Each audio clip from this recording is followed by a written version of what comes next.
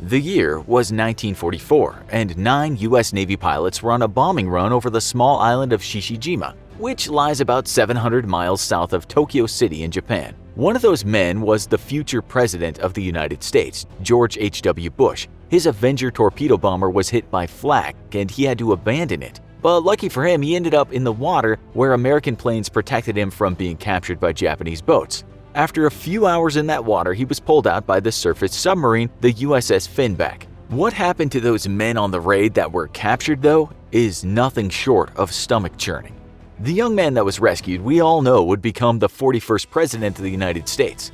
Many years prior to that posting, just after he had his 18th birthday, he would join the U.S. Navy. This was right after Japan's attack on Pearl Harbor. When he was just 19, he joined the torpedo squadron and soon got the nickname Skin due to his slim physique. In the year of 1944, Bush, now 20 years old, was promoted to lieutenant and joined the attack against the Japanese in the Bonin Islands. Soon after, things would take a turn for the worse for Mr. Bush, because, as we said, his plane was hit by flak and caught fire. When he was rescued from the sea, he later said he thought he was hallucinating. The submarine picked him up and he was bleeding, vomiting, and weeping all at the same time. His only words were, "Happy to be aboard."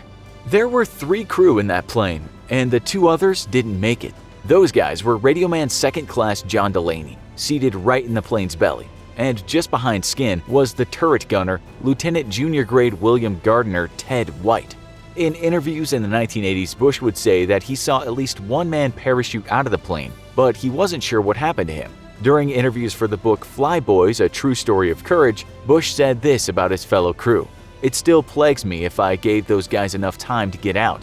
All we know is that both men didn't make it, but it seems their fate wasn't as bad as some of the other guys that got shot down that day. We should say there are conflicting stories as to what happened to those 2 men in the Bush airplane, because sometime later Bush would say, "I looked back and saw that my rear gunner was out. He had been machine gunned to death right where he was." He would also say that he saw one of the men parachute out, but the chute didn't open. They died. That is for certain. Some men were captured though, and the future president should have been very pleased he wasn't with them, because their fate was a lot worse than sudden death. On his survival years later, Bush would say, "Why had I been spared, and what did God have for me?" What happened to those other men might seem unbelievable, but we have at least seen the official war crimes document issued by the USA. It doesn't tell all, and we'll get around to the rest later. Their fate has become known as the Shishijima Incident. Incident, in this case, somehow feels like the wrong word, and that's because of the brutality regarding what happened to the captives. The document we talked about is titled Results of War Crimes Trials on Guam 11th of April to the 22nd of July 1946. The first paragraph tells us what happened to the Japanese men accused of those war crimes. It reads, as of August 1st, 1946, there have been 5 trials on Guam since the 11th of April with 15 convictions. 5 death sentences have been imposed, while 3 of the accused received life imprisonment. 1 was sentenced to 25, 2 to 15, 3 to 10, and 1 to 5 years imprisonment. It then goes on to say what those accused men had done, and it tells us that some of the guys that were handed a death sentence either by firing squad or by hanging was for beheading U.S. servicemen or ordering the machine gunning of American soldiers. But it seems some of the captured U.S. servicemen were not just beheaded or shot to pieces with machine guns. Of the accused Japanese men, some would be accused of cannibalism. We say that, but there's no explicit mention of the deed, and those men were just tried for murder and something called prevention of honorable burial. But what actually happened? According to that book we mentioned, Flyboys, A True Story of Courage, which includes interviews with Japanese war veterans who were around for this conflict, 5 or 8 men were cannibalized. The author, James Bradley, claims some of the men had their livers removed. He also says that some of those Japanese men kept their prisoners alive and over the course of a few days or weeks chopped bits off of them and ate them. They wanted the meat fresh, and so that's why they kept the men alive. This wasn't for ritualistic purposes according to Bradley, or out of sheer sadism, but because those Japanese soldiers needed food. We can assume that those men must have been on the edge and starving to death. But what else do we know about this incident? Well, one of the Japanese soldiers who was on that island and survived to tell the tale many years later said that surgeons cut the livers out of the captured U.S. soldiers and then cut massive chunks out of their thighs. He said some of those rather hefty bits of thigh were then cooked with soy sauce, eaten and washed down with the drink sake. If it sounds over the top, it's been reported by media such as Newsweek. That magazine writes this about those captured men. They were beaten, tortured, beheaded, and then several were eaten by the Japanese soldiers, according to evidence pieced together later during war crimes trials on the island of Guam. While researching his book, Bradley came across a man who said he had something very interesting to show him, and that was the transcript of declassified documents describing what happened on that island. He writes that everyone knows the story of that island and that it was heavily defended by Japanese troops. But what most people don't know is that the nearby island of Shishijima was even more heavily defended. It was not a place you'd want to attack from the sea due to its geography, and that's why Bush and his friends were up in the skies bombing it. In his book, Bradley talks about how he researched what happened to those guys, and he also said he talked to the families and friends of the men. About that, he wrote, and this is right from the book, none of them, not even the next of kin or the bunkmates who served in the Pacific with them, knew exactly what happened to these 8 on Shishijima. It was all a dark hole, an unfathomable secret. But then he writes that he met with some of the Japanese soldiers who had been with the captured before they were killed, and he said some of them said they lived as captives for weeks. He writes, I heard stories about how they were treated, about their interrogations, about how some of the flyboys had lived among their captors for weeks. I met soldiers who swapped jokes with them, who slept in the same rooms. In that book, it's written that some of the Japanese soldiers were ordered by their officers to cannibalize the bodies, but disgraced after the war, some of them came out and explained in gory detail what they'd done.